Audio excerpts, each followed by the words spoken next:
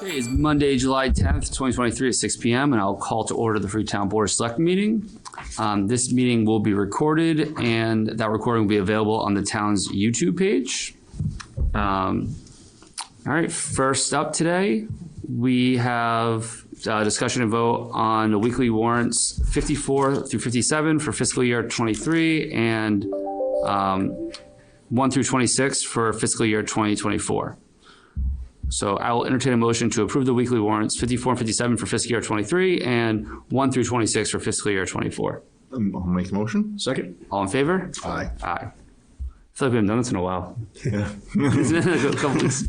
Yeah, All right, we got back into the groove of things. All right, next is the open session minutes, meeting notes from 6/12/2023 and 6/20/2023. So I'll entertain a motion to approve the open session meeting notes from 6/12/2023 and 6/20/2023. Motion made. Second. All in favor? Aye.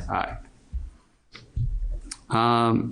Agenda item 3 is whether Jen Pitsley may utilize the bandstand on 7/16/2023 at 10 a.m. to 12 p.m. to have a lemonade stand in which proceeds will be donated to St. Jude's. Any discussion on this? Great use of the property. I think it's awesome. I bought some lemonade yesterday at the Bristol Bike Path and got severely overcharged, but it was Here's the trick. Was it nice and sweet? it was or sweet. It It was a $5 cup of lemonade, but it was worth every penny. Perfect. All right, so with that, I'll entertain a motion to allow Jen Pitsley to utilize the bandstand on 7/16/2023 at 10 a.m. to 12 p.m. to have a lemonade stand with the proceeds going to donate to St. Jude's. Motion made. Second. All in favor? Aye. All right, agenda item 4 is discussion and vote on locations and installations of the EV charging stations. So a couple things on this. One is I know Deb mentioned to me earlier that we can get some pretty good grants to pay for, a majority of these. So it's about 100% of the equipment and 80% of the install. It really would probably cost us about $2,000 a unit to put them in. They were giving grants for the units in the past were the regular charging units, and I don't know a lot, so forgive me. But now I think they're funding the Tesla fast charging stations, Yeah. which are like $80,000 a piece for the unit itself, and they're funding that at 100%. So there's grants. I expect them to be around for a little bit, but we've talked about this in the past, so it's just revisiting this topic of whether you would like to install them throughout the town in different locations on town property for the convenience of residents while there are grants available. Yeah. And so I was thinking, I originally what I was thinking is like, all right, like I was looking at it from the most volume kind of use of them. And I was thinking like somewhere, off of 140 or off of 24, right? But then like, does that really serve our, the townspeople? Or is that really just going to bring people into town, because I'm sure there's definitely like, on their GPS, they can search for close. Right. So then, Debbie and I were talking about this earlier, having here the baseball fields, right, might make sense because there is a lot of people that go there, a lot of town residents that go there. Obviously people from other towns too play baseball there. But I think it'd be useful if someone's watching their kids' game, they can also charge their EV.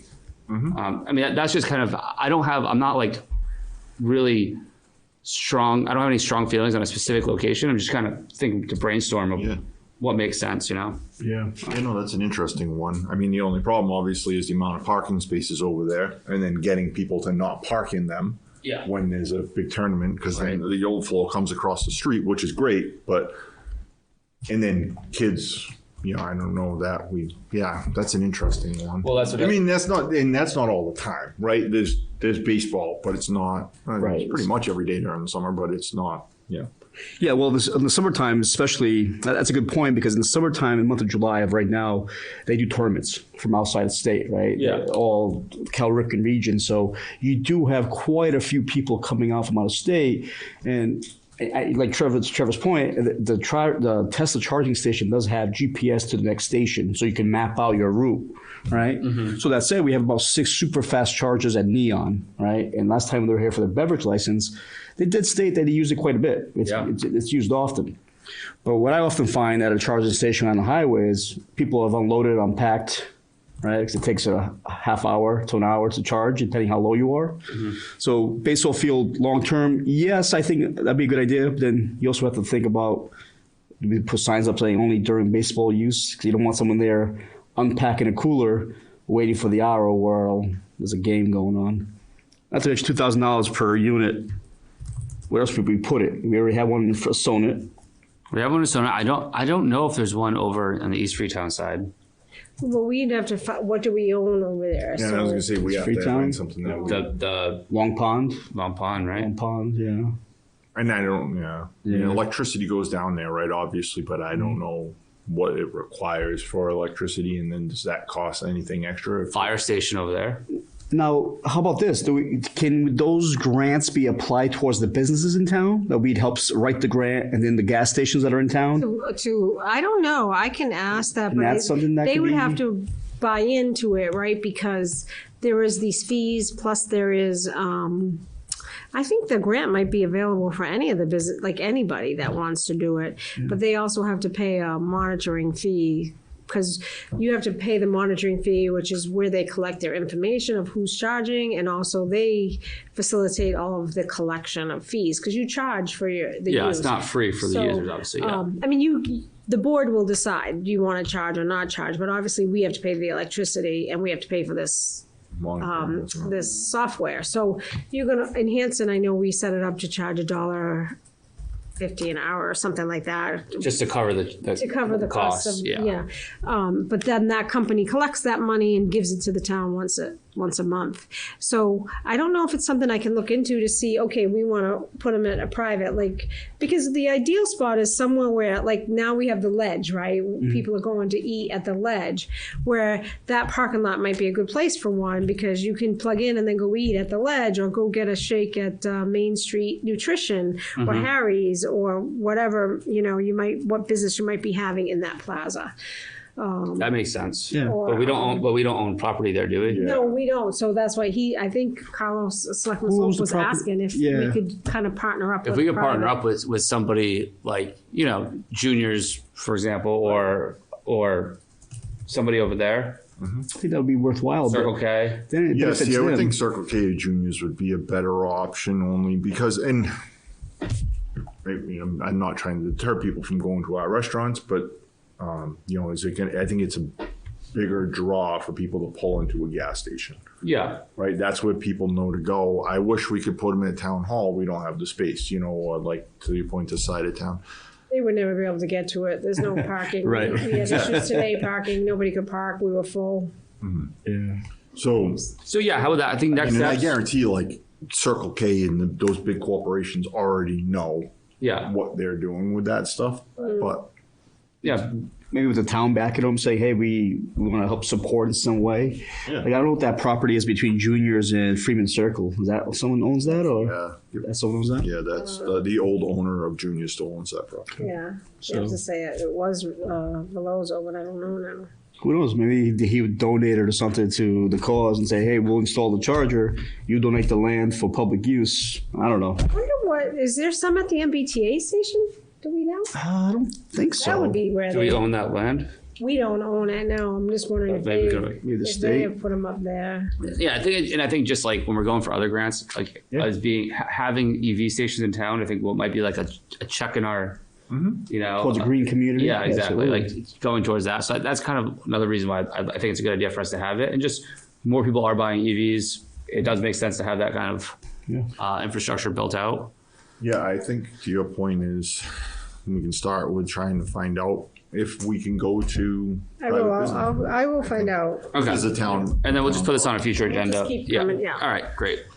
Cool, good talk. Yeah. All right.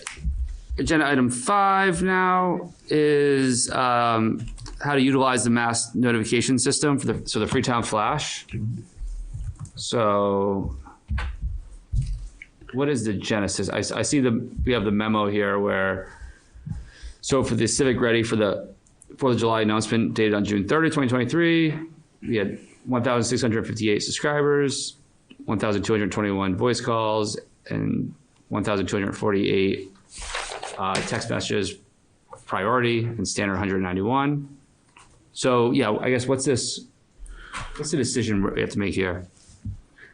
I know there was just some discussion that I thought maybe Selectman Lopes, you wanted to discuss how to use Freetown Flash or. Yeah, well, yes. So Freetown Flash, we use it for certain things, but not for everything, right? So, I guess I want to define what's it used for. I think it's an untapped potential, right? It works well, but do we expand it or leave it the way it is, right? And then who has access to create the messages and send them out, right? So we have to make sure we're on the same page on a lot of things. So does the selectmen control it? Does the clerk put something out? Does Board of Health? Who approves the final message that we put out there? So those are the things that I was trying to define. Yeah, that makes sense. I mean, obviously, We do control that, right? Well, nobody else does. so So then that's good TA that everything office. comes through our office, right? So then that way we know, and obviously no, that's not a dig at anyone, but just saying that we know what's going out, and a lot of times And people we reach do out vet to it, and I do pay attention. I will say that in the past, our administration sent out Freetown Flash all the time, like a week, and I used to just get so annoyed, like just shut the Yeah. thing off. And we had a lot of people leave the Freetown Flash because it was just too much. So we try to do it for the unknowns when there's something coming up that we need to let the public know about, or if there's a storm coming, or there's a warming center, things like Yeah, that. office closings make sense to me. Yeah, I do it then. Yeah. any emergency related Emergency, issue, obviously, that makes sense. I think annual and special town meetings make sense. Yep. Right? We put like police and fire bulletins on there, But like, I guess what kind? Like, if it's an emergency, 100%, like, road closures, Yeah. things of that nature, I think that makes sense. Yep. But like, I think it's, oh, sorry, go ahead. yeah, no, I'm just trying to think of like it's the same thing. We have to balance it, right? Where we're not being overbearing. Yeah, I think Deb, you brought up a great point that too much will push people away. But we also want to stay relevant with it.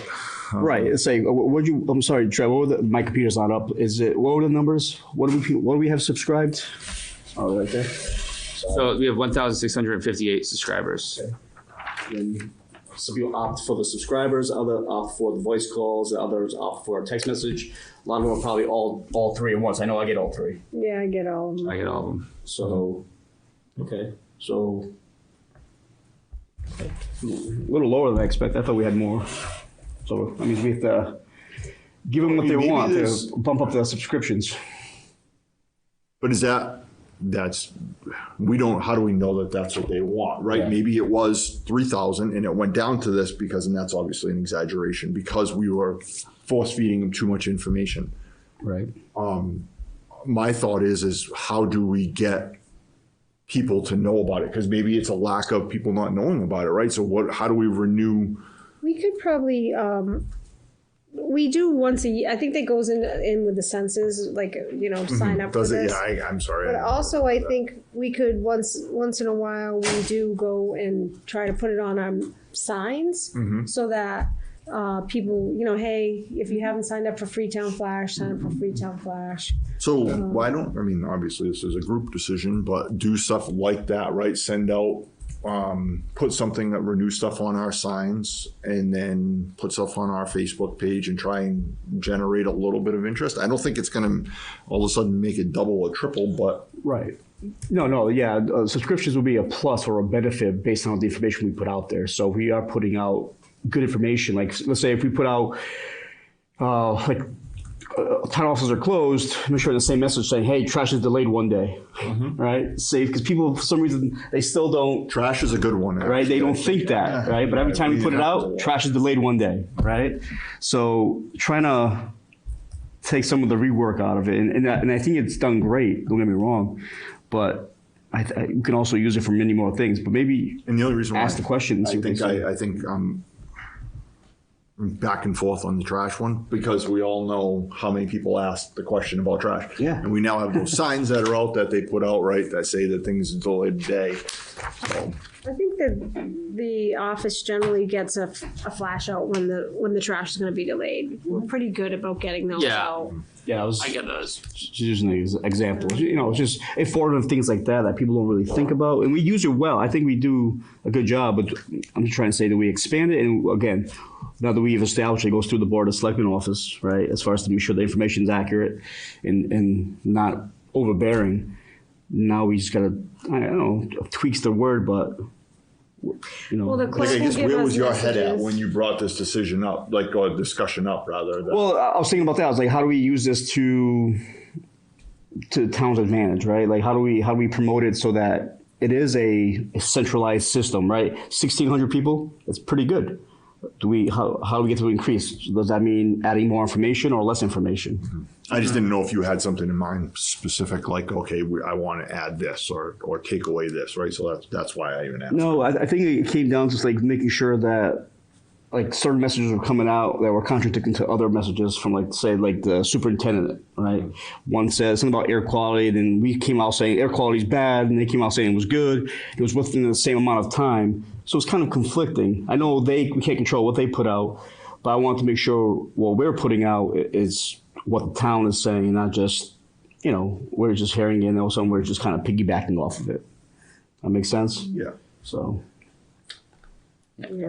All right, and I mean, I think that I don't know if there's a really vote needed on this right now. I think it's working, but I think that if anything else comes to mind, we can talk about it and maybe build a procedure, right? Or like just kind of some kind of document reference. So one of the things I'm trying to get to do, which it's just a time right now, but is to do almost like a monthly newsletter. Yeah. From our office. Mm-hmm.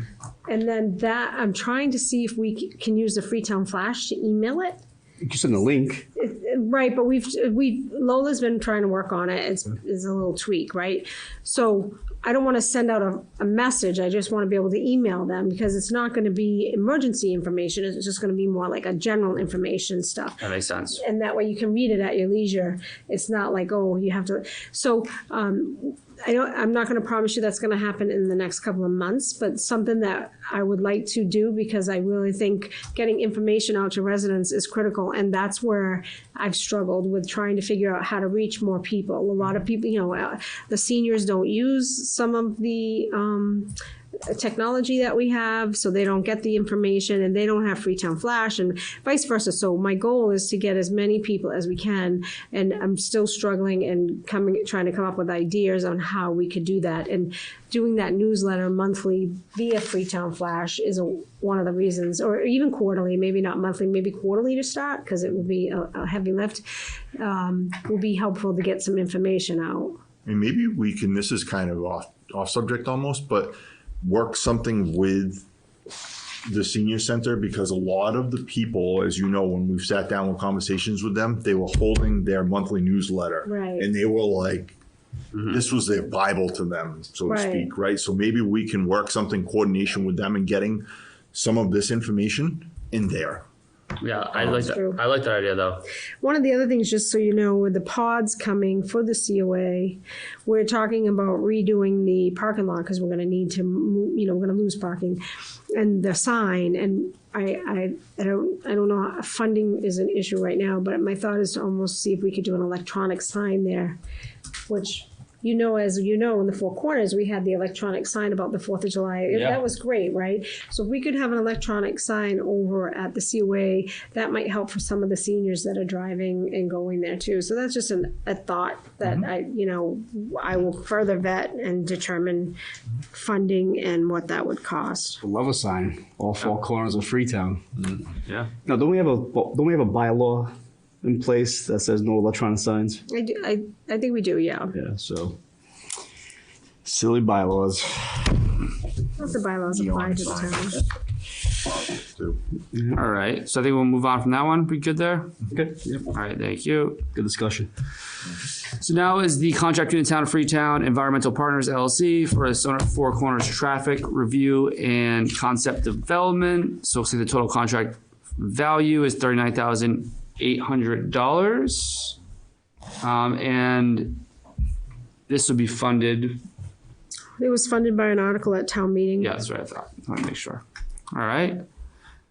And any questions or concerns on this? I know it's been something that's in the works for a while. Yeah. Did they give us any time frame as to how long this would take them? I think they're ready to go. They wanted us to sign this prior to July 1. I'm like, we are not funded. Mm-hmm. Yeah. Well, no, that's good to hear. Yeah. I believe this is under to what we got from the article, correct? Yes. Right. So that's Some wiggle room. even better. They have $45,000 for the engineering. Okay, that makes sense. All right. So with that, I'll entertain a motion to approve the contract between the Town of Freetown Environmental Partners Group LLC for the Stone at Four Corners traffic review and concept development. Motion made? Second. All in favor? Aye. Aye. All right. And then now agenda item 11, is a discussion and vote whether to approve the building commissioner's request to reduce or waive the fee for occupancy certificates through October 31st, 2023 for businesses that currently do not have occupancy certificates as required by law. So upon Carl, the building commissioner, coming in and having multiple complaints in some of our industrial areas, we realized that we don't have any current, I shouldn't say any, we don't have a lot of current information of what businesses are operating up in the industrial area and which ones are not. And there's not many business certificates or occupancy certificates on file. So we are trying to get, or Carl is trying to get a baseline. Okay, what businesses are operating? Say he's looking at the plaza in East Freetown as well as the industrial off of Ridge Hill Road. What businesses are running and because if we don't know, it's hard for us to know whether they're operating safely.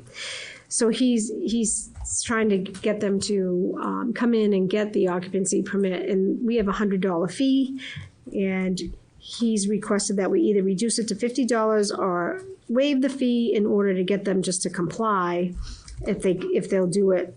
Sort of like an amnesty thing, like if they do it by October 31st, then we waive the fee. I don't really have a concern with it because we do need to really. So that's the carrot, right? And the stick's going to be, if they don't get one, then they're subject to a fine, right? I don't know if it's a subject to a fine, but we're going to continue to work and try to get them to comply, or at least the landlords. Some of it is, we've got these landlords that have all of these spaces, but we don't know what's going on in those spaces.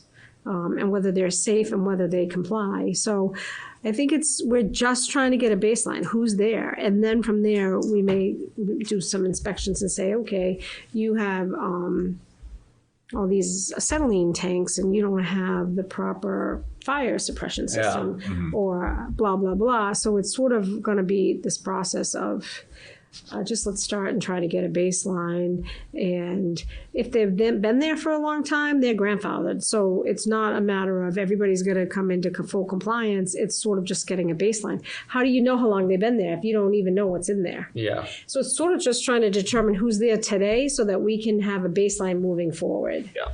And it's not like a tax thing because like they're zoned, if they're zoned commercial or industrial, they're getting taxed. Yeah, we're probably getting tax revenue from the building anyway, right? That it's a commercial building. So it's not about getting taxes. It's really about identifying because there's so many little shops in there. Yeah. And they change, right? You're there one week and it's this, and then you're in there another week and it's that.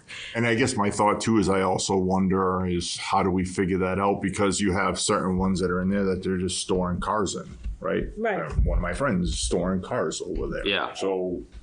And that's fine. Well, was he no longer, but he was storing cars there. So, So that's not that's fine, right? But we just need to know that's what the use is, so that going forward, if the use changes to now, a marijuana grow facility in there, we need to know that. Yeah. So I don't know. I honestly don't know what's going on in there. I'm not up there, so it makes two of us. I'm not alluding to that's what's going on. But it's difficult to know what's going on, and we're just trying to make sure that we have some baseline so that we can make sure that any safety concerns are addressed. And these fees are not going to make a whole lot of difference in Yeah, and things, but if it's a way to try to get them to comply, it would be a win for the town. that makes sense to me. Yeah, I'm all for working with the businesses to get them up to speed. Yeah. And maybe they didn't know. Maybe Yeah, exactly. it lapsed by accident, and now that this is their, in a sense, get out of jail free card, right? Let's get back to where you should Yeah, I be. don't think it was an intentional thing. Yeah, I think it's been years of just, it's been sort of been going on for years and years, and things have evolved, but they didn't realize they needed to do some of these things. All right, that works for me. So we're gonna waive the fee altogether, I think, would Yeah. probably make the most sense. Yeah, I think right? we'll 'Cause waive we've kinda it gone until back. October 31st, Yeah, we just 2023. waive the whole thing rather than reduce. Yep. So with that, I'll entertain a motion to approve the building commissioner's request to waive the fee for occupancy certificates through October 31st, 2023 for businesses that currently do not occupy, do not have occupancy certificates as required by state law. Motion made? Second. All in favor? Aye. Aye.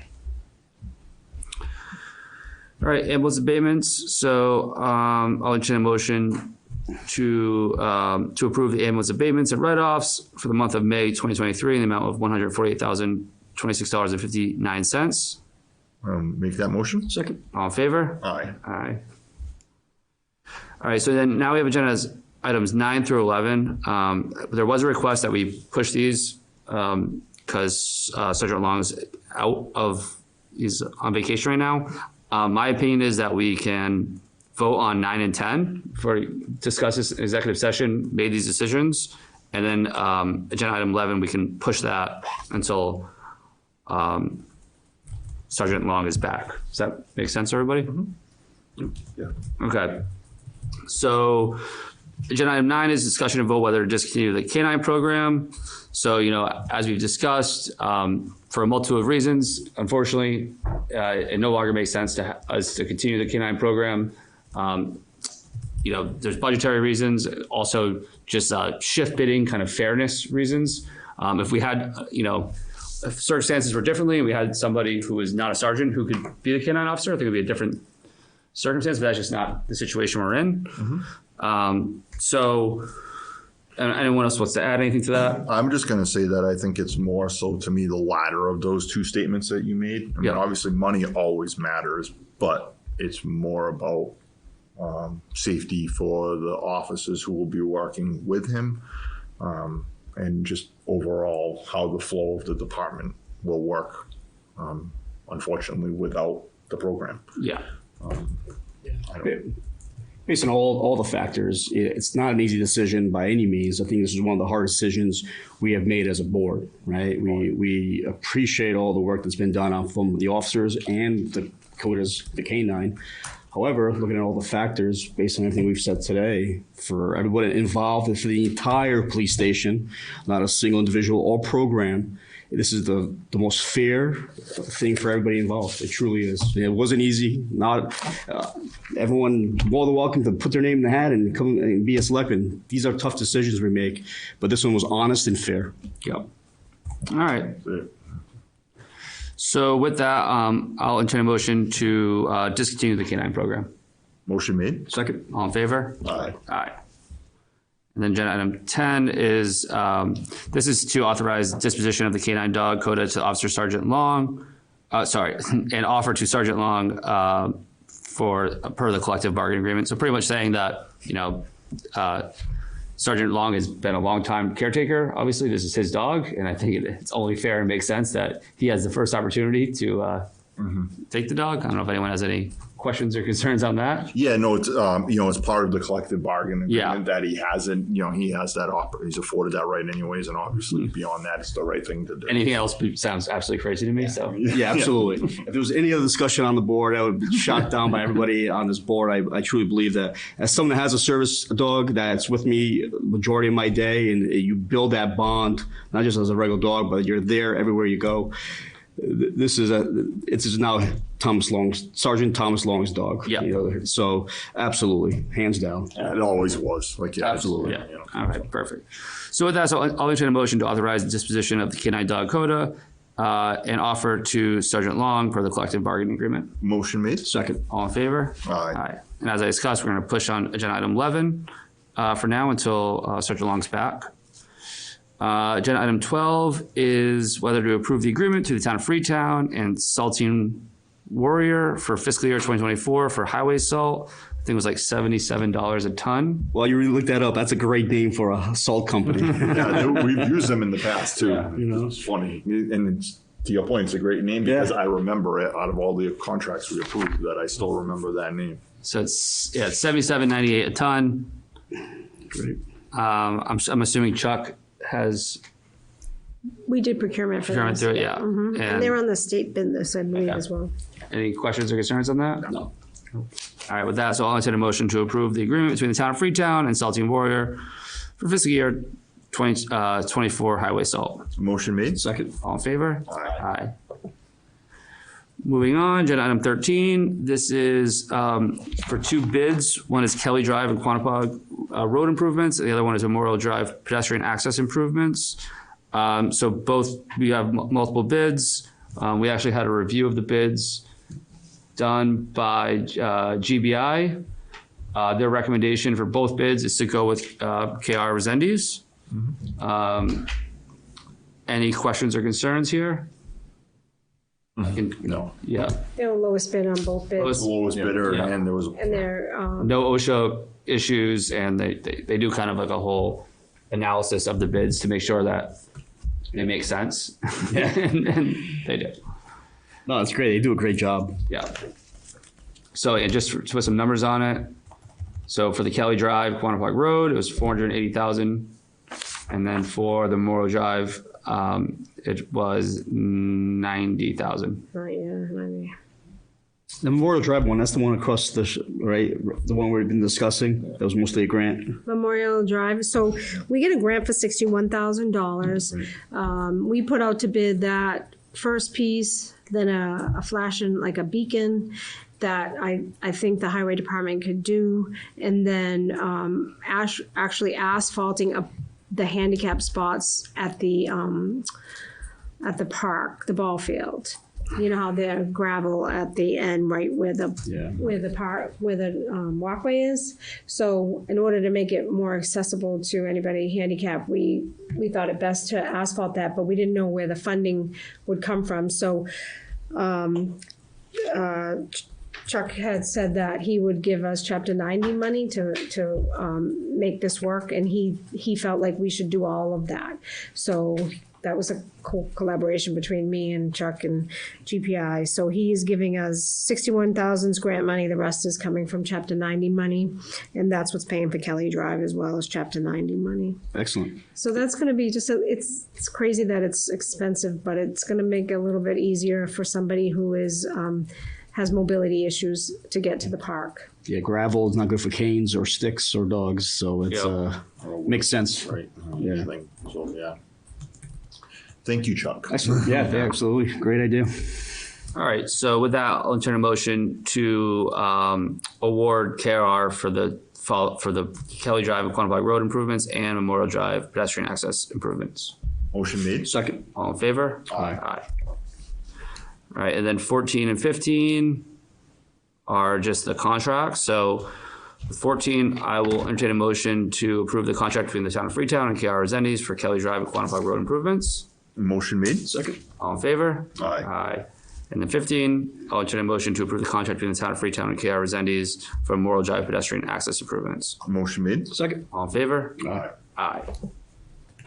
All right, moving on, agenda item 16. This is just to have Deb, as town administrator, sign the contract with environmental partners for continuation of the MS4 stormwater 10-year permit. I feel like this is on like every third agenda. I feel like it, right? It does seem like that.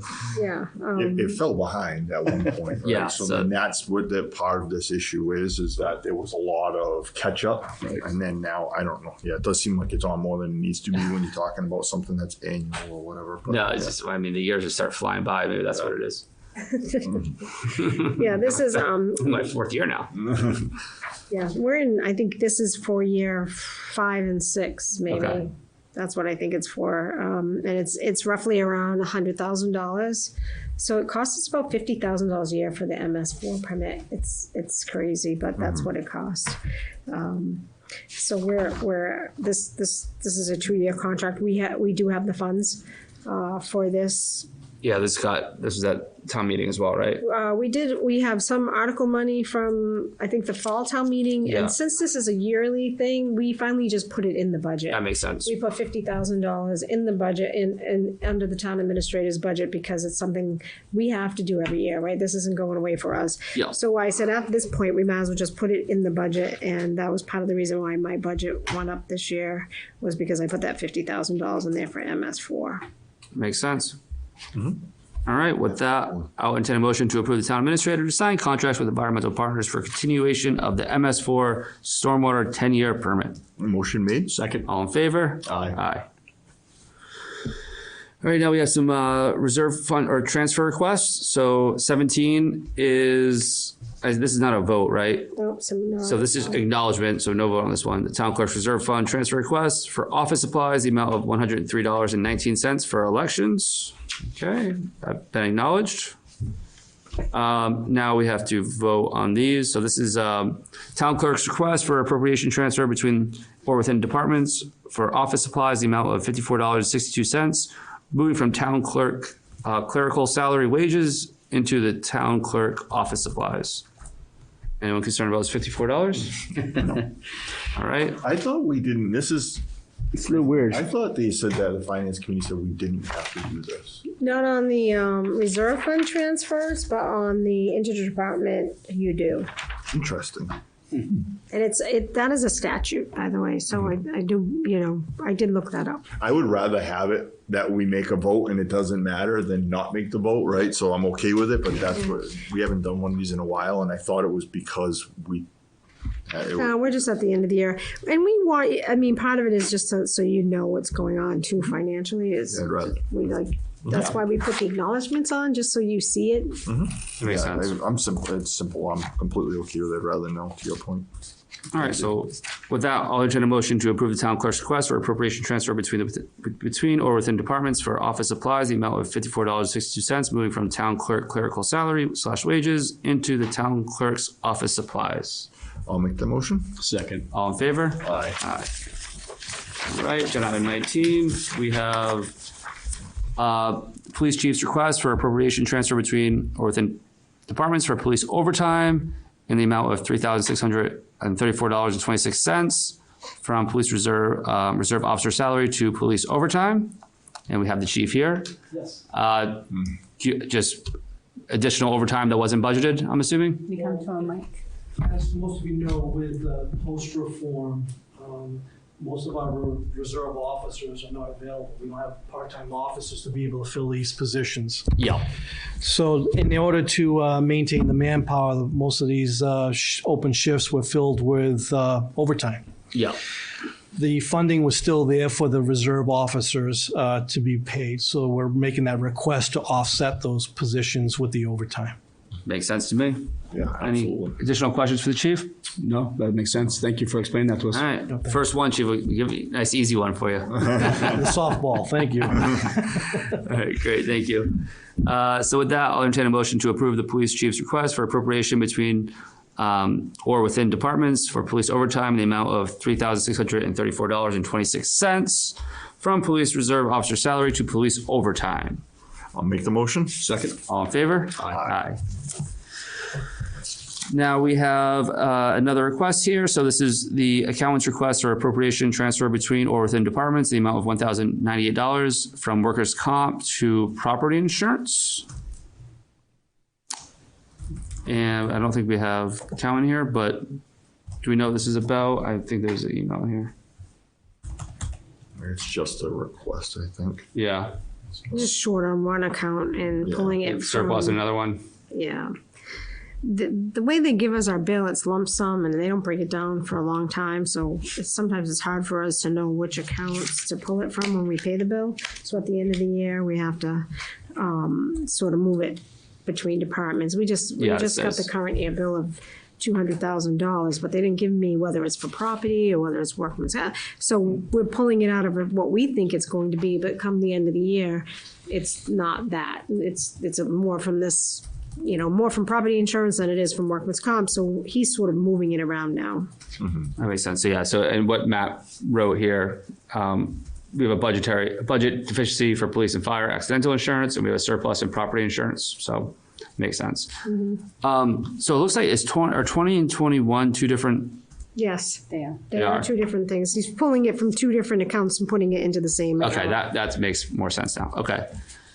So with that, I'll entertain a motion to approve the accountant's request for appropriation transfer between or within departments, the amount of $1,098 from workers' comp to property insurance. Motion made. Second. All in favor? Aye.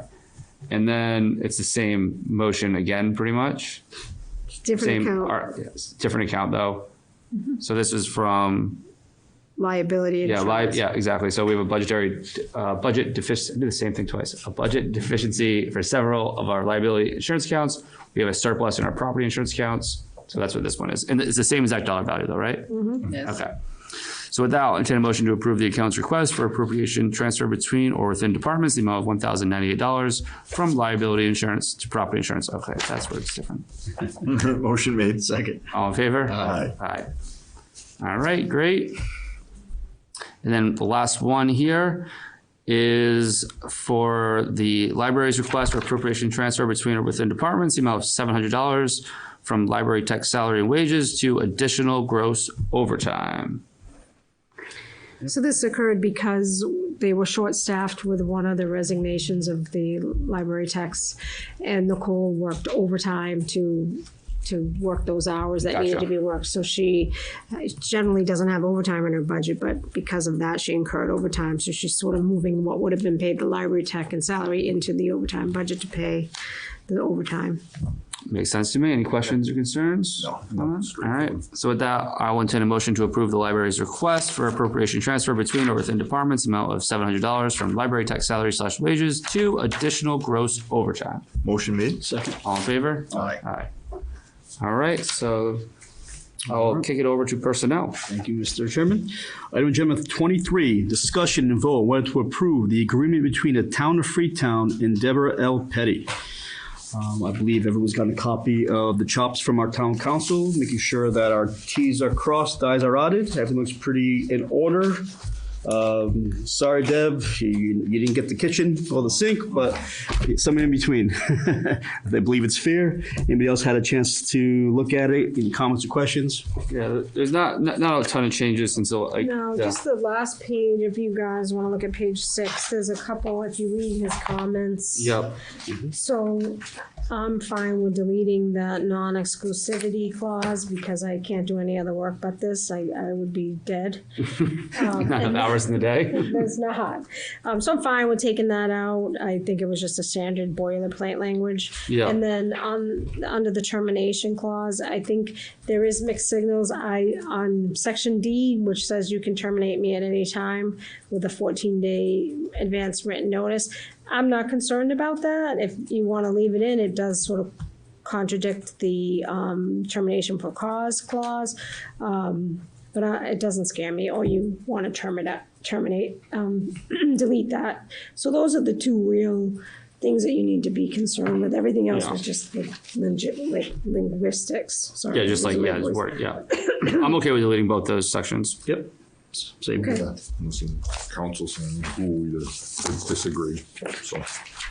Well, I just need to check to make sure not even mentioned it. Is there a death on property clause? Can't work yourself to death. So, yeah, no, those changes are fine. All right. All right.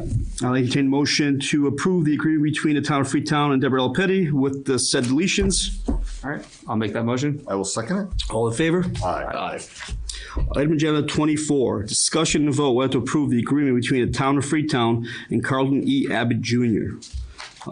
As everyone in this room knows, former Chief Carlton Abbott, he's retired. He's coming on to hope with any turnovers that weren't able to be trained because everyone's schedule really towards the end of his career and beginning of our new chief's administration. So this is kind of there to bridge the gap as needed, right? Things like payroll, right? HR stuff, things like that. So there was just not enough time in the day, regardless of all the best efforts from everybody involved.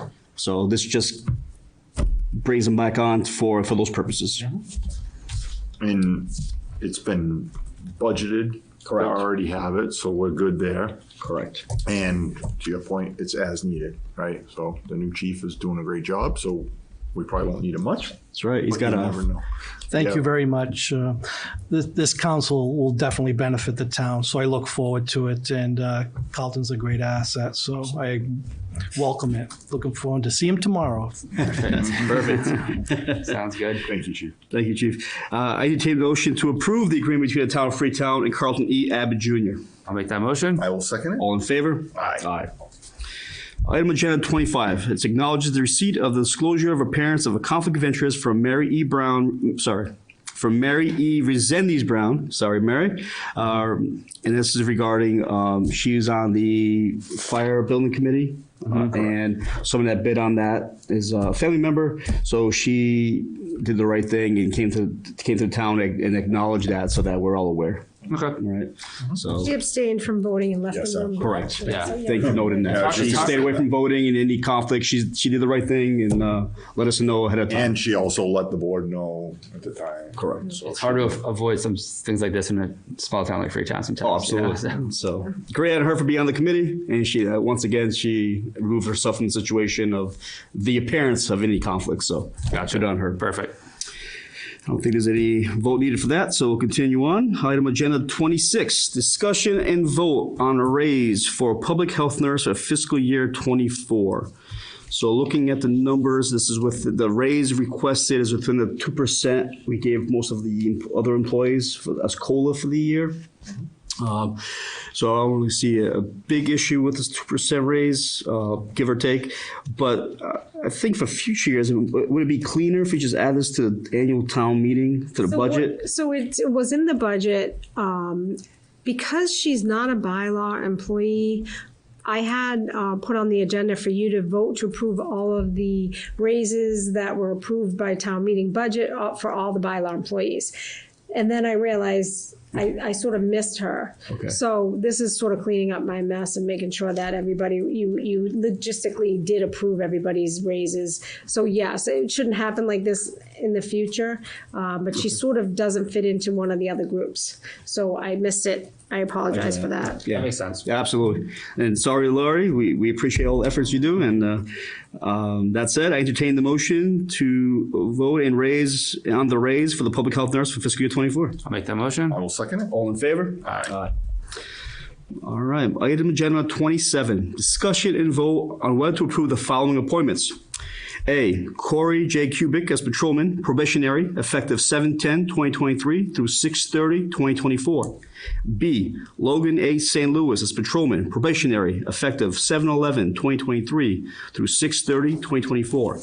C, Carlton E. Abbott Jr. as a consultant, effective 7/11/2023 through 10/11/2023. And D, Stephen E. Abbott as special officer, effective 7/11/2023 through 6/30/2024. All right. C, we've discussed, it's just Carlton coming back. Patrolman's Corey, Kubik in St. Louis, they are going to be some new faces around here, right? Needed. Needed, We absolutely. currently have 3 open patrolman positions because of the recent retirees and the recent promotions into those open positions. We've been working diligently to get applicants outside of the community through an exam process, and oral interviews have been taking place, and a list of officers and candidates have been provided. And this is the beginning of the replacement of these open positions. Thank you, Chief. And absolutely, I'd like to thank the Police Association for conducting many of the interviews and the team that the police had and for these candidates. Then we did a secondary round of interviews with myself as a personnel chair, Deb, the former police chief, Carlton Abbott. Then we also brought in officers that day as well to ask follow-on questions, like some of the sergeants and lieutenants that we have. So pretty thorough. Very proud of the men and women that applied, and look forward to meeting them once again once they're on patrol. So Chief, you said we have 3 open spaces, right? Correct. And is that on top of the 2 here, or we'll only have 1 additional open space after this? So, as you know, Sergeant Ashley will be retiring in, I think, the first week of August.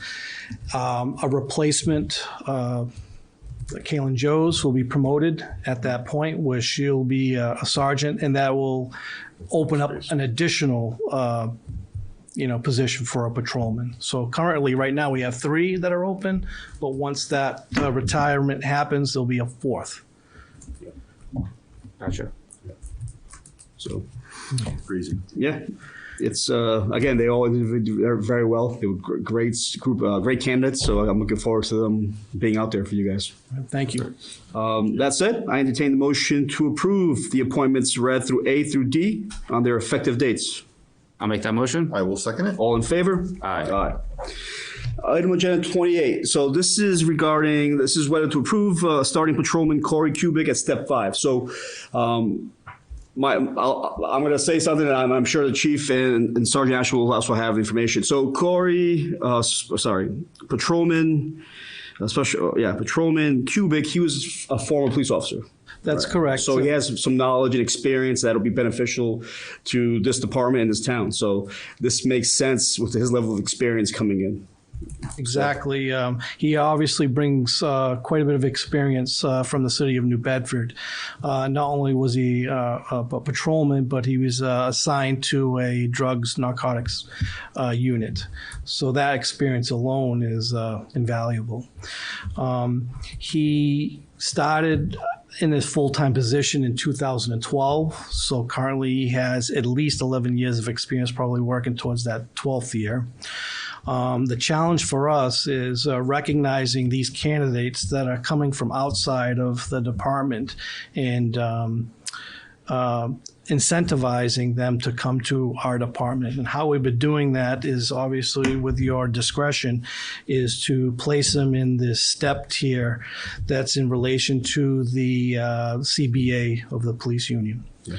So my recommendation that I have provided to the board at minimum is to that top tier of step 5, which a normal patrolman, if they started on year 1, it would take 7 years to get to that location.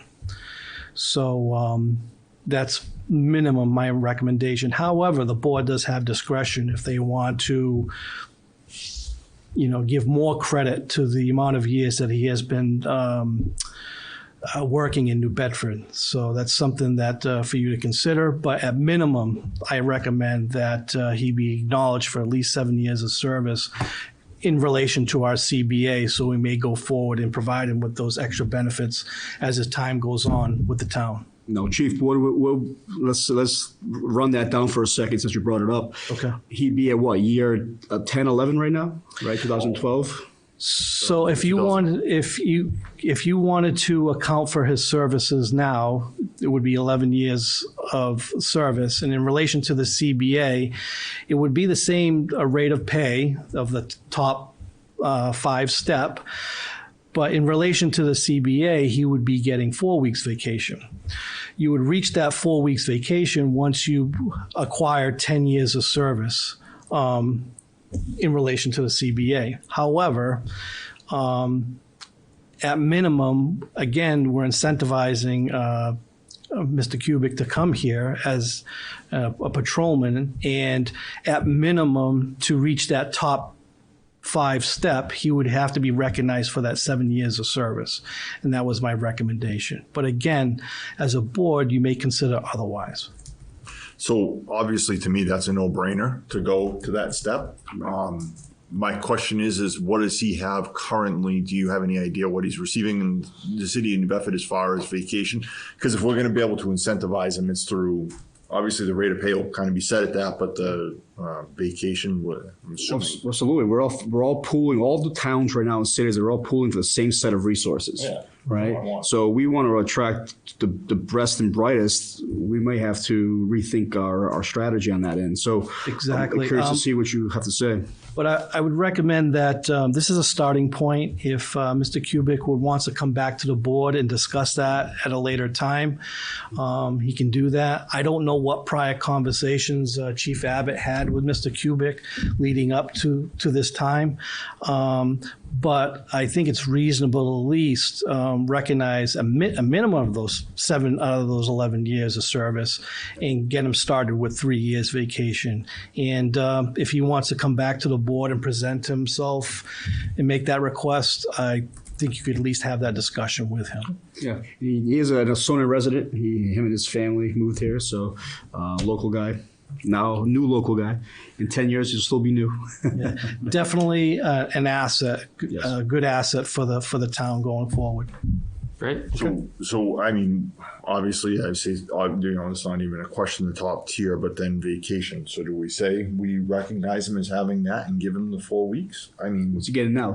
We don't. I What's he don't think getting we over know. his So five. the difficult point, the difficult issue is as we go forward, we want to make sure we recognize the years of service and the vacation that coincides with the CBA. Right.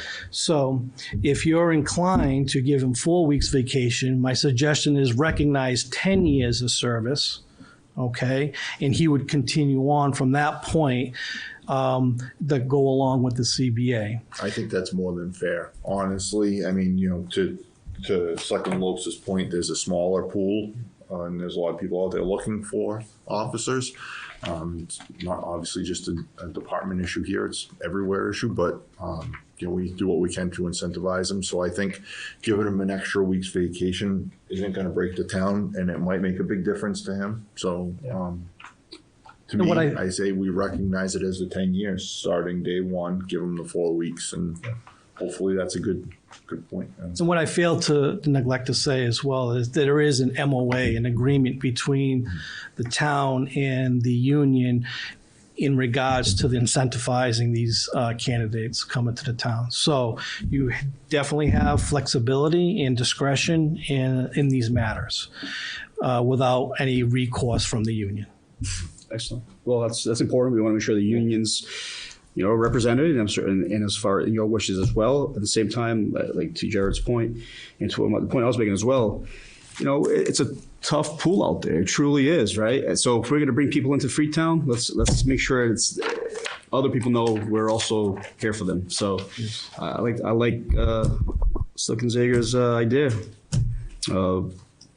10-year mark. Okay. That's the honest thing to do. I can definitely update the change of status form and get that to the town hall tomorrow. Take care of it. Thank you. Thank you, sir. All right. So we'll table that for now, and then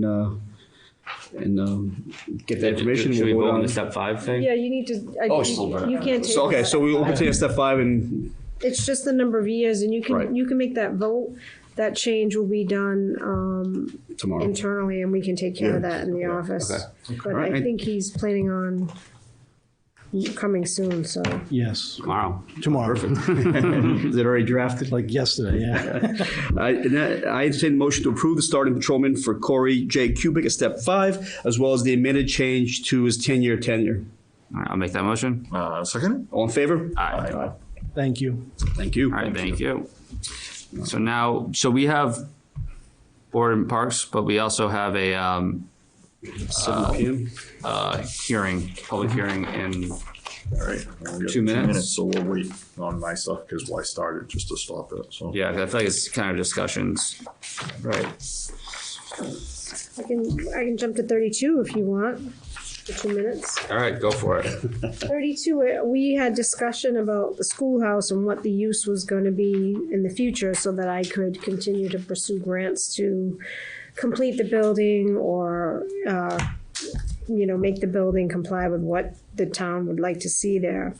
And the board asked me to get the cost of putting an elevator on because of course it's not at all accessible. And I think I included in your packet. The cost to add an elevator to that building is $950,000, almost $1 million. So I found that to be surprising. But I just wanted to share that information. I'm in the with wrong you. business. I gotta be in the elevator business. So, certainly something to consider as we move forward with what we're going to do with that building. But I just wanted you to have that it information. makes more sense as to why they made this facility ready to put an elevator in, but Right. didn't actually put one in Yeah. here. And right? that Got the was, waiver because it's $1 million more. Compass Engineering, Andy, I can't say his last name, Andy DiGiormano. He did that for me. put those numbers together at no charge, so thank you to Yeah, him. appreciate for that. Yeah, at least definitely. giving Now we us know what the that. cost is. Listen, I'm all for ADA as much as possible. That's a lot of money for an elevator for. Yeah, so we talked Or a about building that's not possibly, used. and I'll look at this option, but running a ramp almost around the building up to the door. I don't know how aesthetically pleasing that will be, and I don't know how the Historical Commission will feel about it, but I'll certainly poke around and see what information I can find out. Yeah. All right. Just Good to wanted know. But yeah, we need to invest in elevator services. That's the way to go. All right, so now I'll open up the town hearing. So I'm going to read the posting here. So Town of Freetown, public notice, hearing on 7/10/2023, 7 p.m., Police Station Community Room, 15 Memorial Drive, East Freetown. NSTAR Electric Company, DBA Eversource Energy, request permission to locate poles, wires, cables, and fixtures, including the necessary sustaining and protecting fixtures to be owned and used by your petitioner along and across the following public way or ways: Copacut Road, Freetown, installing one new FO pole to be labeled 21-21.5 with an anchor approximately 30 feet east of the existing pole 21-20/20. Wherefore, we pray that after due notice and hearing, as provided by law, we be granted locations for permission to erect and maintain poles, wires, and cables with such sustaining and protecting features as we may find necessary. Said poles to be erected substantially in accordance with the plan filed here with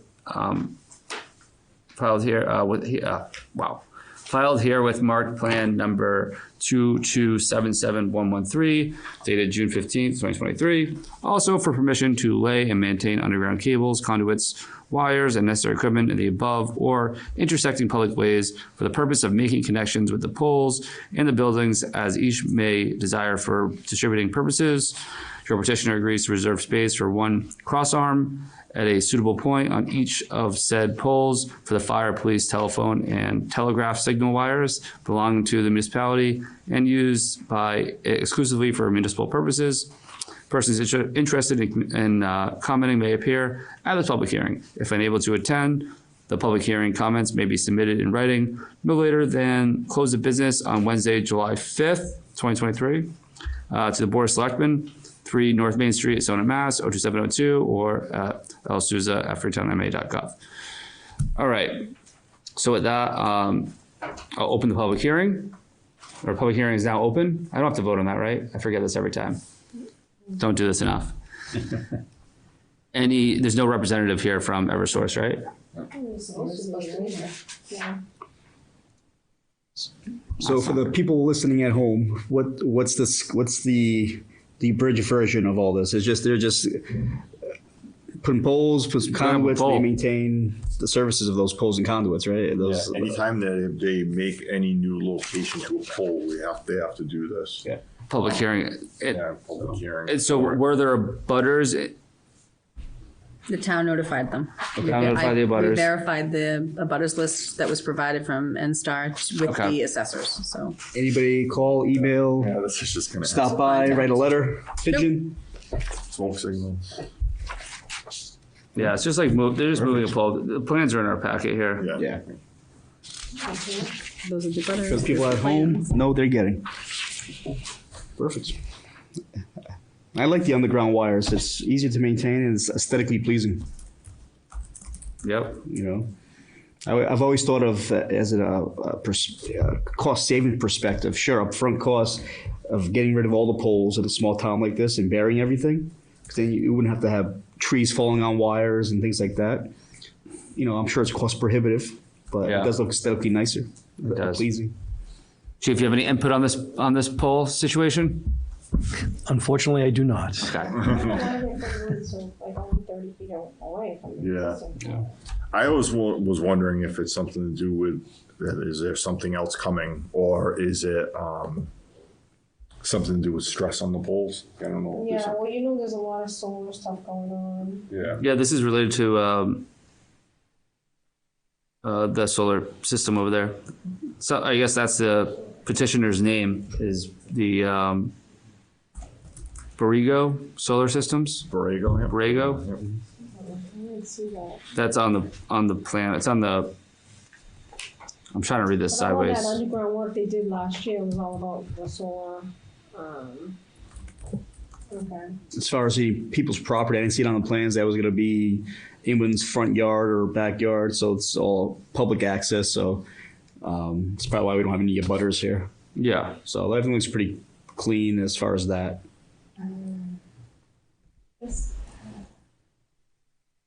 Yeah. All right. I mean, I don't have any issues with it. No. If the abutters don't have issues with it, I'm sure there's a good reason that I don't understand for it.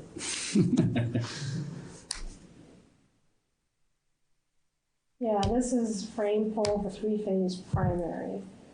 So I think it does have to do with getting 3 phase up to the solar farm that's up there. So that, I think it might just have something to do with that.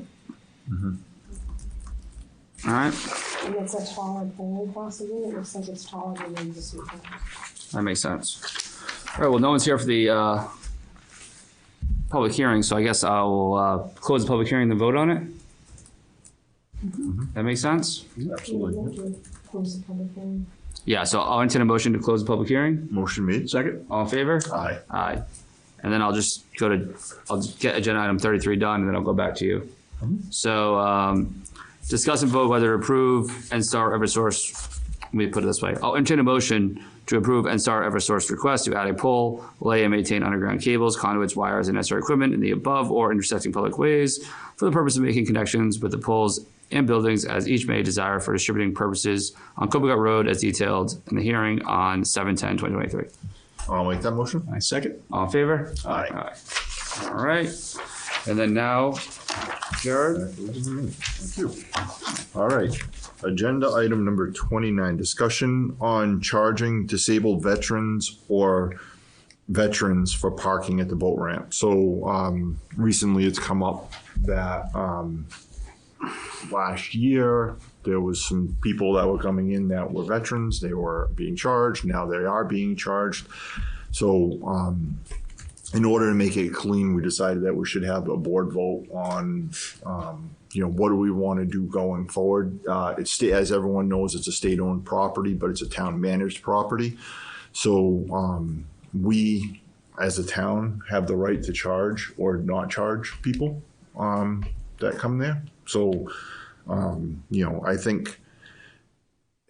don't think that this is going to be a huge draw that all of a sudden we're going to have a big influx of disabled veterans or veterans that are going to all of a sudden start trying to use the boat ramp because of it. But I do think it's a nice gesture, that we make sure that someone who shows up that's done something for our country and stuff that we allow them to park for free. So yeah, it's really that simple in my eyes. So I mean, I'm not. I think in theory, I agree with you. My only concern is so we're gonna have someone checking like veteran IDs, right? Mm-hmm. Like, or you're just gonna trust people at their word that they're a veteran. That's what I'm concerned about, the stolen valor situation. Right. So yeah, it's. Listen, I'm as a veteran, as a civil veteran myself. Yeah. I agree with you, Jared. It's giving back. I know in years past we wouldn't give any issues or any parking citation to like Gold Star families, Purple Hearts, Bronze Stars. So no, and those are mostly plated, right? Those people that makes have sense. plates on. Plated, that's easy, right? Mm-hmm. But for all veterans, I don't know. I'm going to get some hate from the veteran community. As a fellow veteran, do I think we give free things everywhere? No, and I don't think they'd want that either. But the disabled veterans and the distinguished veterans, yes, I think in DCR, I looked at DCR's website for this meeting. I know disabled veterans, anybody with a handicap plate they don't pay for parking at DCR sites, right? This is in DCR, but looking up to see what the state does, right? So we're a Purple Heart town, so that makes sense to me. But do all veterans, like let's say you did your time for the grace of God, nothing severely happened, you're not disabled, maybe you're just a regular veteran that did this time, and we still honor you. Are we doing those as well? I'm okay with either or. trying to make it simple for the people down there. How to, Yeah, I guess. it's tough. I don't know. I don't know. I know like certain places offer discounts for veterans, and you need to show an ID to show that you're gonna get a 10% discount, a free meal, whatever it is. I don't want to add more stress to the attendants down there, but I also think that it's not going to, back to my point, I don't think it's going to be a huge draw that all of a sudden, because you're a veteran, Carlos, that you're going to all of a sudden go. I might go buy a boat. I'm not gonna lie. No, I understand, and you're right. It's So Jared, one thing I totally agree. Just I'm thinking of the logistics of it, right? Yeah. So No, I know. So say like someone comes in when they park. I haven't been down there since we have their kiosk. But like, does a ticket get printed out and put on their car? Yes. Right. So like they're gonna have to get a ticket somehow, so that somebody else is going there and give them a ticket, right? Or if someone parks in the morning, the first shift and the second shift. So that there has to be a way to override to give them a free ticket. And I don't think it's going to break the bank either way. Yeah. But just like logistically, we have to figure out, because if we don't figure this out. Yeah, no, it's absolutely. No, it's a very valid point. Yeah. there is a mechanism in place that we currently have to nullify a ticket. I'm not sure if it was at the kiosk itself or they come to the treasurer's office and they void it out there. I think they're voiding them out right there, right? If we give a ticket and then because they're out on a boat and they didn't pay, when they come in and they get their ticket, they can pay the attendant or pay the kiosk, and we can staple the receipt to the ticket and no. But that's a recipe for disaster, to start trying to do something like that, right? Like I almost feel like your point is we need a way to be able to print a ticket. Yeah, it's a tough one. Like you could say it, the easier way to do it, I think if they do have veteran plates, but then we're gonna have someone who's like, oh well, like this car doesn't have veteran. Like I'm a veteran, but on my plates. A lot of veterans don't want the plates. Yeah. In fact, as veterans, we're told for operational security, OPSEC, don't get plates so no one follows you around to know who you are. And that's something that's ingrained in a lot of these veterans, So we would come down to checking ID. Even then, it's not a foolproof method because some veterans don't want to get their IDs either. Yeah. So. But I also feel like to that point is that, if they are going to be proud enough to say, hey, I'm a veteran, I should be able to park for free, they probably have it on their ID or a plate. It's just, there's two different mentalities, I think, right? Of some people are just, they don't want to talk about it, they don't want to deal with it, and then other people are very proud of it. And that's, to each your own. But so is it easier just to say, hey, as our general policy, allow the tenants to make the decision based on what they see, right? Yeah, and I'm okay with that. My problem is I want it to be clean for them because I don't want. We maybe create a sticker or something, like a cardboard that, okay, if you come up and show a veteran, okay, put this on your windshield and give it back to me before you leave. And that kind of puts everybody on notice that and we don't necessarily have to say it's veteran. We can just say this and put it on your windshield, and then that gives the attendants notice that, hey. I'm sure we can come up with a creative idea how to make that happen. And if they're out on the boat and the attendants show up later and you ticket them, then when they come in, just like everybody else, they'll have to show ID, and that ticket will be voided. I mean, we have stressed no confrontation down at the boat ramp because of the past history and the violence that has happened in the past. So the attendants are not there to fight with people about the $10. You know what I mean? Yeah. No, should they? I guess my problem is and why this even came up is because we had something that was being told last year and then all of a sudden changed this year to a resident. We just didn't have a policy on it, right? Yeah, but according to the resident, and I don't want to speak for anyone in particular, but what they were told was an environmental police officer said, "Oh no, you can't charge him. He's disabled." Yeah. This year, they're telling him he needs to be charged. Right. That they have to charge him. So it's. But that might be a miscommunication with the environmental police. Absolutely. They probably thought it was a DCR property. DCR does say disabled vet, no parking charges. But that's not DCR. Right. And that's why I brought it up. It's not DCR, but it's probably why he's saying that. He's quoting something that he knows to be factual. Same thing with the person with the handicap plate, non-veteran. They're also parked free at DCR parks. Yeah. So. Another question would be: are we even allowed to give discounts? So we have to charge whatever we can to recoup the operating cost of that lot, right? What my understanding is in the past that they said that we're managing of the property, so that basically, this is bad terminology, we can do what we want. Okay, yeah. So that was my understanding. That makes sense. No, I just didn't know if like, because that's obviously something that's been talked about. Yeah. So I'm just trying to think of how we could do this that would make it clean, right? Clean and easy for the people that work down there. Well, one, we can put a sign saying veterans, please inquire within, or, disabled veterans park free, veterans inquire within. Push it out through every channel we have.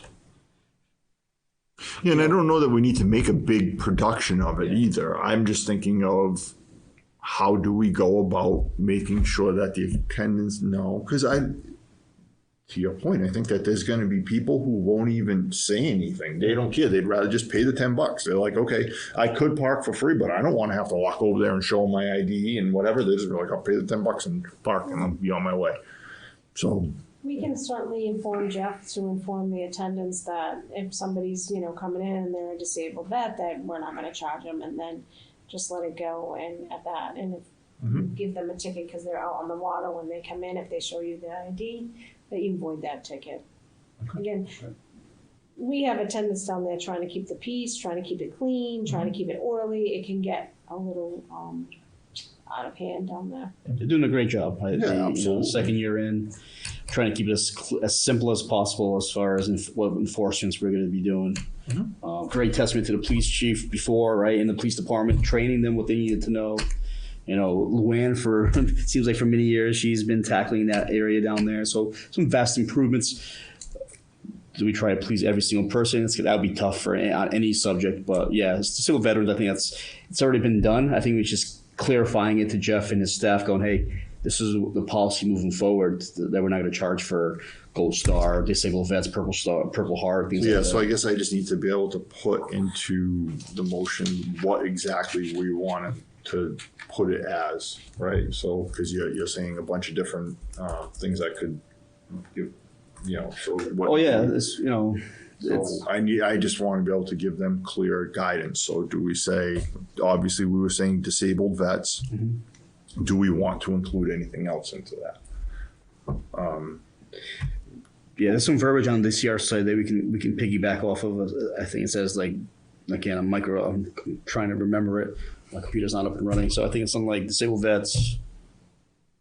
Gold Star. And like Gold Star, there's like Gold Star and like certain like provisions like Silver Star, any awarded medals that are on your plates. But then it gets the slippery slope. I might just leave it at disabled vets and Disabled vets and Yeah. Purple Veterans Hearts. and families, right? Gold Star families. Gold Star family, Yeah. Purple Heart recipients. We're a Purple Heart town. All right, so we want to just do disabled vets in general, or do we want to do veterans as well? What do you want? What do you guys feel? And then if we do that, then it would have to be as noted on plate or something. If that way we don't have to have them checking IDs. I don't know. So do you want to just do disabled vets? I don't know. Yeah. I'm asking the board for their opinion. I think disabled vets make sense to me. Yeah. Just disabled vets. Disabled vets and Purple Hearts, because we're a Purple Heart town, and Gold Star members, because those are the ones that really associated with that same respect to why disabled vets get a plate, like just like a Purple Heart gets a plate. Now, this is me being ignorant, right? But if you have Purple Heart, does that mean you're a disabled vet? No, not necessarily. It not just necessarily. means you got injured during battle, right? Correct. You got injured by the enemy, and you get you're a recipient of the Purple Heart for that injury or wound. Can you be a disabled vet and not have a Purple Heart? Yes. Can you be a Purple Heart and not be a disabled vet? Yes. Yeah. So that's why there's their own distinction, and rightfully so. That's an honor to be a recipient. Well, would be a recipient of that, to be recognized by your country. So the easiest I've seen is Gold Star, Purple Heart, disabled vet. It's tough because then you also have a Bronze Star and Silver Star. Yeah, that's I a say tough that one. we have to start it somewhere, Yeah. right? So I think if we're going to do it, we do disabled vet, Purple Heart, and Gold Star family, right? And then if there's someone who has an issue with it and can come to us, and we're fortunate enough to have you on the side of us who know and understand the details that, to Trevor's point, him and I don't know well. So are you guys okay with that? Yeah. Yeah. And then, as needed, like you said, as needed, we can tailor it again down the road. Yeah. So. Okay. All right. So I'm going to entertain a motion that going forward, we do not charge disabled vets, Gold Star families, and Purple Heart recipients to park at the boat ramp. All right, make that motion. Second. All those in favor? Aye. Aye. All right, so kind of to piggyback off of that, well, not that, but something else. Agenda item number 30, discussion and vote on whether to approve the placement and content of a banner from Long Pond Association at the boat ramp. So I'm going to say that even if we vote on this, I'm still waiting on approval from the state. This does have to go to the state for approval. So hopefully they'll give us approval on it. But what this is everyone knows Long Pond Association is doing a great job of trying to build funds in order to eradicate the weeds that are in the pond. We've had some, local politicians and stuff who have obviously helped in that. So I want to make sure we call them out, but also some private businesses. So what Long Pond Association is asking for is to basically erect a sign that would be 2 4x4 posts with a 4x8 sheet of plywood, basically, where they could put banners attached to that area. So it's I'm saying this to give you guys a reference for size, to say that your business has donated to the cause and helps give them a little bit of awareness. And what better place to do it than at the boat ramp? Yeah, I love that. So Where would it be placed, So really, it's either going to be to the left or the right at the entrance, but See from the road. So you can see it from the road, but obviously not blocking the visibility of a person pulling in or pulling out. We don't need that to happen. But, they came to me with it, and I think it's a great idea. I don't think it's going to be anything over the top. I think it'll look reasonably classy, so it's not just going to be something, because one of the things we had originally talked about was, do they just come and put a banner up, with like the traditional green stakes and they put it in the ground, but those things always get ripped out. Mm-hmm. The signs always rip. So I feel like it needs something that it's secured to, and that they could possibly change out. They haven't given me an exact reference as to how they'll make the signs that will be attached to this, but they're just saying that this is what they would want to attach it to. Perfect. Yeah. Yeah. Works for I don't me. know what the state's going to say. Yeah. I kind of, I'm hopeful that they don't give us a hard time, but, and then part of the problem is going forward, how do we want to handle? So say they put 4 companies on there to begin with, and then 2 new companies see it and say, oh, I want to be part of that. And they want to donate and put onto it. So are we going to allow them to just change it as needed? I don't see an issue. I don't see an it, issue with that. Right. I think as long as it's Then as long as the size of it doesn't change, right? Where that's right, Yeah. So in that, I guess I'm just trying to think of any little thing that they could possibly ask, because that hasn't been asked of me, but that's me kind of talking out loud. They're probably going to want to discuss, have an agreement of where it's placed. They might have their own ideas about it. I would just consider, I think the final decision always is through us, but maybe you kind of work with them so that I don't want them to be disappointed if it's somewhere that doesn't get enough visibility, right? Mm-hmm. But I think, and that's kind of one of the tricky things that we had talked about when they came to me was, well, okay, where do we put it that people will see it? Because even if you put it anywhere else in the parking lot, once the parking lot starts filling up, Right, it's blocked. Yeah. And then you don't want it down by the water, right? There's people that are going back and forth to the water trying to be a safety thing, and So it has to be up by the street. All right. So I don't. So my only concern would be, I think the grant banner and promoting that part of Long Pond Association is a great idea. But if we vote on this, my concern is, let's say a couple of years from now, they disband, there's no longer a Long Pond Association. Are they going to take down the sign? Are they going to maintain the sign as it gets wind battered or floods? Or well, Chuck, rip it out. Yeah, by accident, you know. So if we vote on it, I want them to cradle to grave. They own the sign, the maintenance of it, the removal of it. You know, somewhere down the road, they say, "Hey, we're going to be called something else. We don't want a banner anymore." It gets hit by a truck. They're in charge of it, not the town. So, not that it's a big cost maintaining that, but it's still a cost. And Yeah, I mean, I'm okay with that. so yeah. All right. So, any other discussion, questions, concerns? Okay. All right. So, with that, I will entertain a motion that pending the approval from the state, that we allow Long Pond Association to have the placement of a banner on Long Pond boat ramp with. I'm trying to think. I definitely just batted that one up. All right. Great.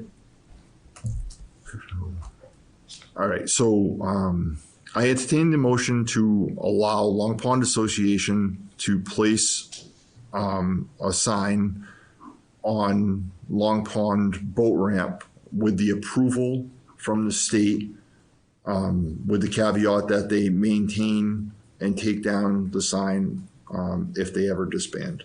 I'll make that motion. Second. All those in favor? Aye. Sorry about that, guys. I definitely batted that one. All good.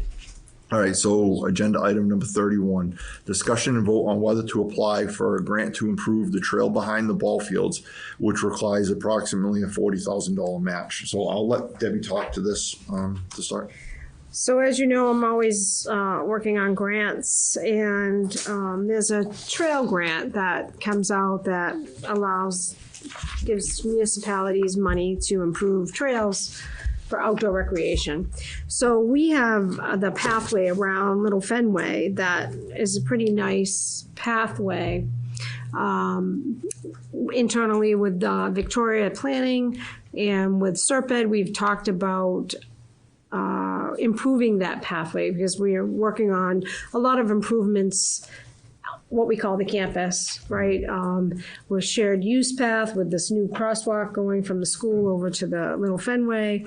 And it's going to be a really nice area to spend time with, even if you're not at a ball game, to have these parks and the playgrounds and whatnot.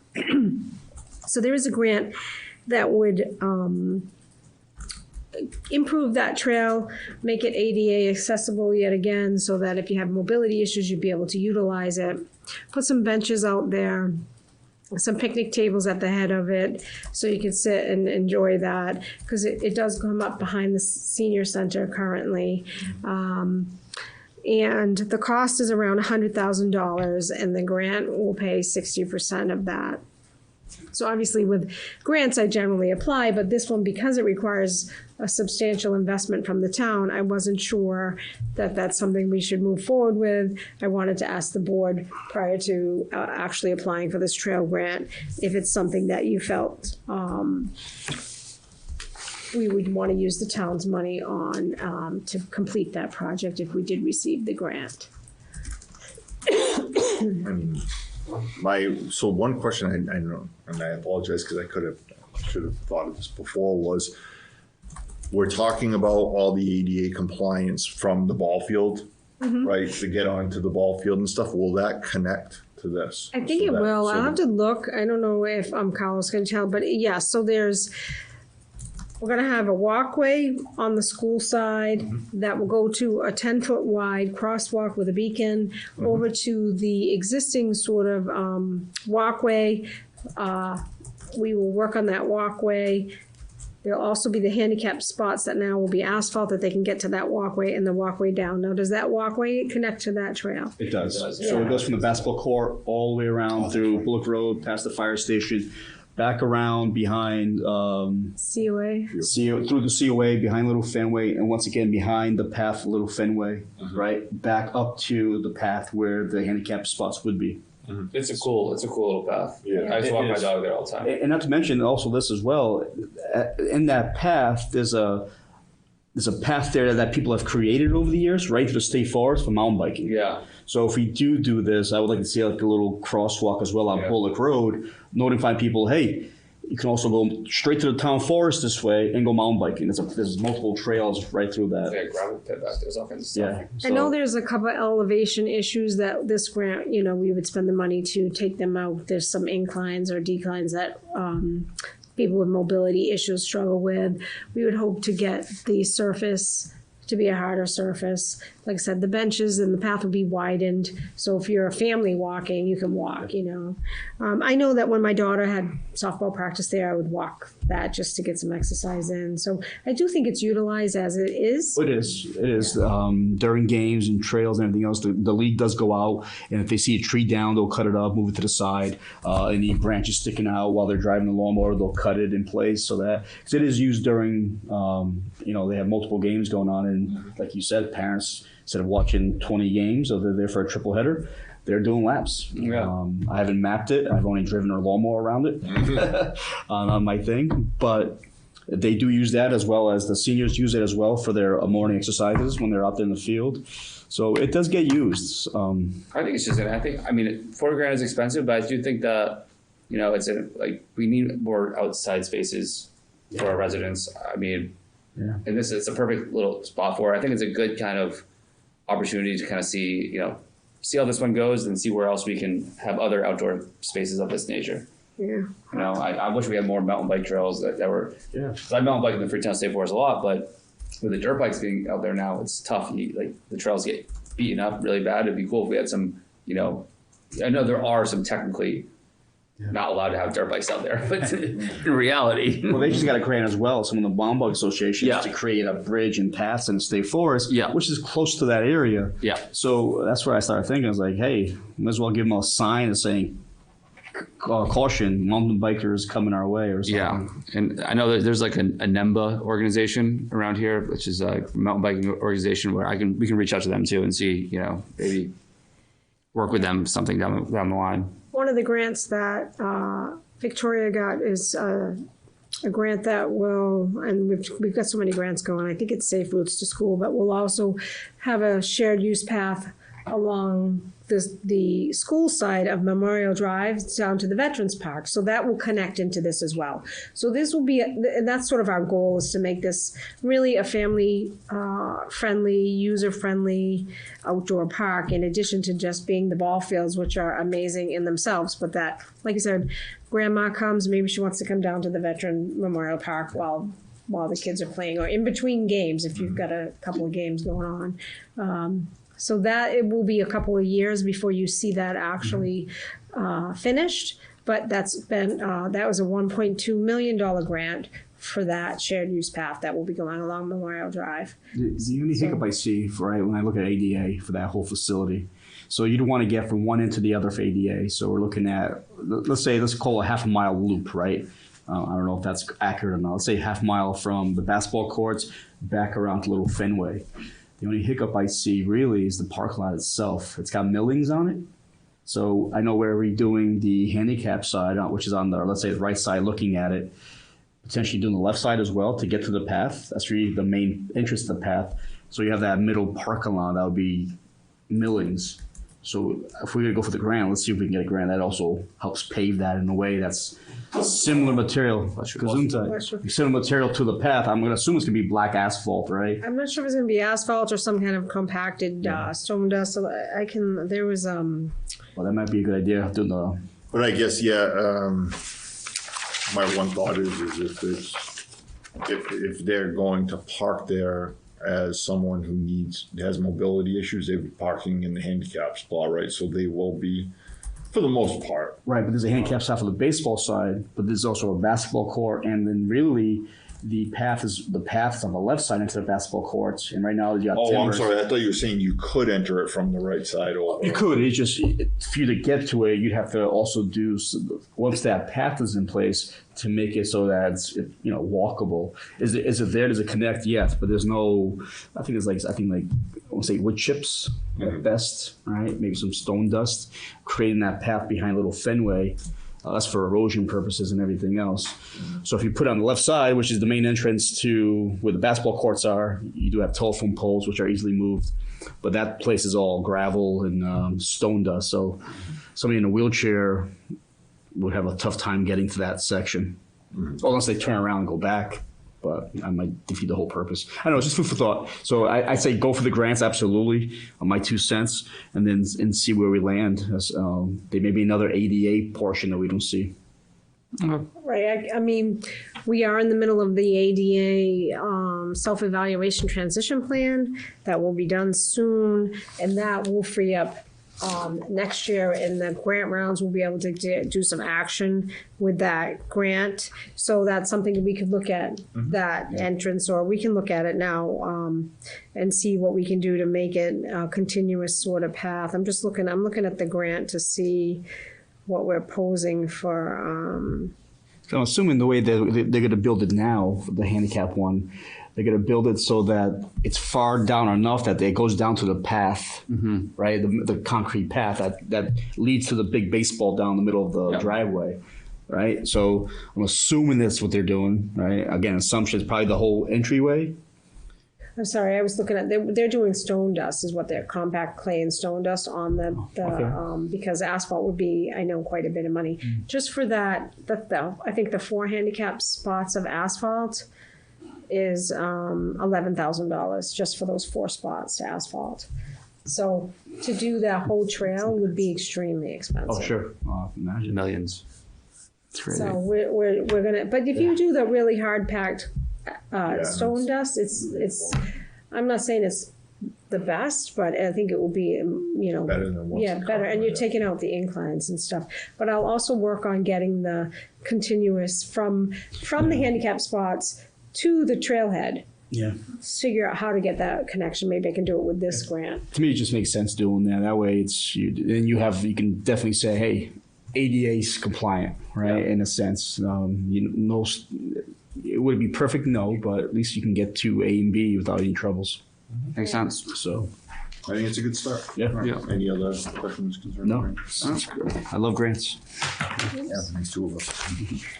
All right, so with that, I entertain a motion to apply for the grant to improve the trail behind ball fields, and which requires approximately a $40,000 match. I'll make that motion. Second. All those in favor? Aye. Aye. All right, I think that's it. We'll probably just sign some stuff and then we'll adjourn. That's something signed for you, right, Chief? I also, What are you always looking like, Chief, these days? I'm on vacation Wednesday to Wednesday. So if anybody needs me, I'm on vacation starting Wednesday till next Wednesday. I'm on vacation on Wednesday to Monday, but yeah, good. I hope you have fun. Where are you going? I'm going camping on the beach like I always do. So I'll be local if I have to. If there's an emergency, but I'm not expecting that. Where you going? That's all I need to do? That's it. Easy peasy. Take care of it. All right, thank you. Thank you, folks. Thank you. Have a good night. Appreciate your input today. Where are you headed? I just have a 3-day golf tournament at the Fall River Country Club. That's it. Fall River Country Club? Yeah. My brother-in-law just became a member over there. Really? Yeah, he just, pretty sure it's Fall River. Yeah, well, put him in touch with me. I'm there quite a bit. I don't know that. Building materials, salty warrior. I threw my pen at you, but I'm gonna hold this one because I don't even know that we have to sign it, so I'm just gonna have her check it. I shut my mic off because I'm fixing my pen. Salty warrior. Everybody wants an original. Yep. Okay. Luann, can you tell me the environmental partners one, if we're supposed to all sign it? There's No. one spot. Okay, all right. That's just my fault. I probably wasn't supposed to pass it down. Yeah, no, This one. all good. These are the reserve fund and interdepartment transfers.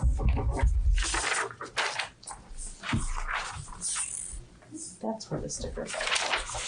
That's up the top.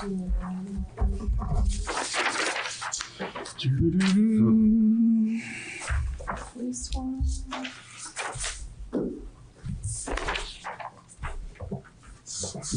Insurance. Other insurance.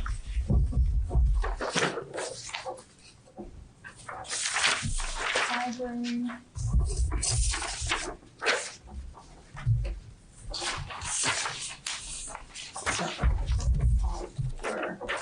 I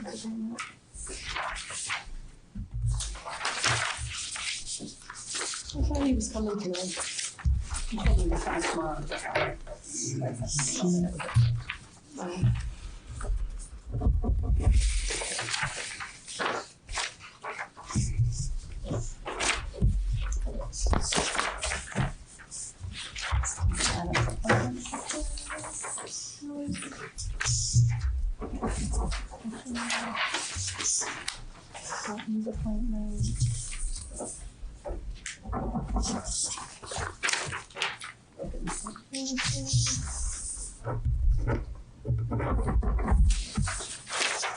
Sure, Colton's gonna hang that one high up on his list. You see him there in the parade? He was hanging out over there right before the bridge. I looked at him like, you're supposed to be in this seat. He was, I'm sure, he's enjoying it. My first parade. I'm gonna have to do in 40 years.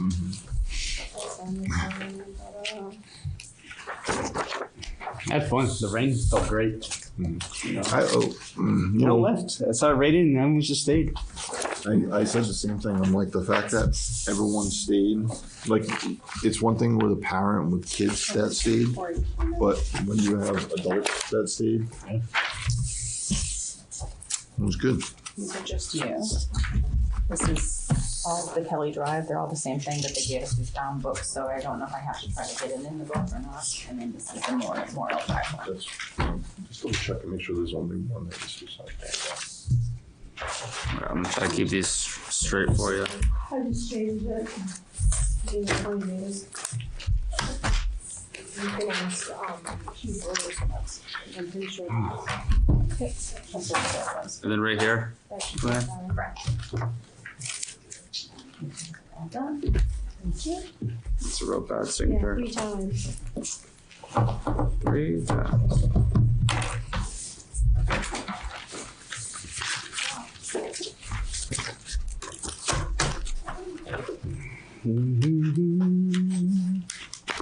You had a bunch of extras today, Andrew. Yeah. Special day. That one should be good.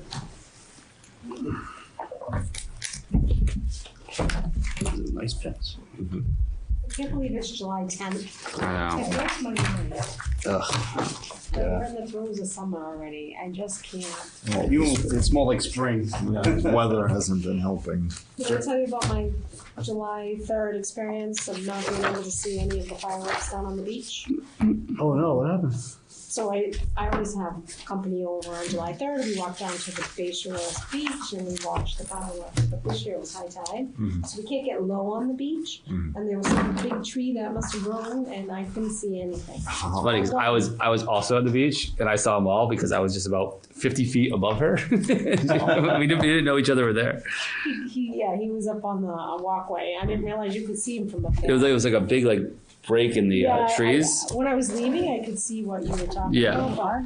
So I did not see one firework, but they sounded amazing. They were really good. That place was packed. Yeah. It's always packed. It does. It's always It's always packed. That's why I don't want to go down. All the neighboring towns canceled their fireworks, right?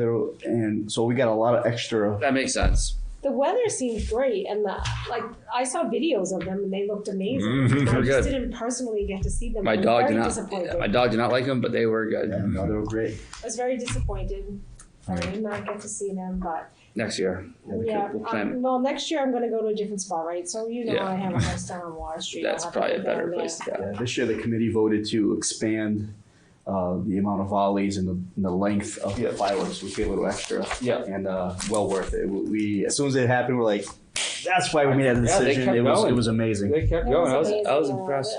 The committees that were involved did an amazing job, and always I did not realize all the years I went to the fireworks and enjoyed them, how much work goes into that. Yeah. Police, fire, Yeah. highway department, all that they have to do to make that happen. We have an amazing town. Yeah. Oh, absolutely. And the police, speaking with them the next day, said that there was very little issues. So that was all, That's hats great. off because Nice and quiet. Yeah. It was nice and quiet. By the board, us as the board, giving them the fireworks parade committee the permission to take over Hathaway Park it was a great decision because it allowed them to put the signs where they needed it and remove vehicles as needed, or give them the option, hey, move your vehicle. We need this for handicap parking and everything else. Yeah. And when you walk down there, everybody was in line and it was packed. I hadn't seen that. We had that one bird that decided to nest right in the middle of the field once again. She had like 5 or 6 eggs. Oh, wow. So the highway department came out twice to rope it off and everything else. It was the star of the show, but it worked out pretty well. All right. Great. All right. So with that, I'm going to entertain a motion to adjourn. Motion made. Second. All in favor? Aye. Aye.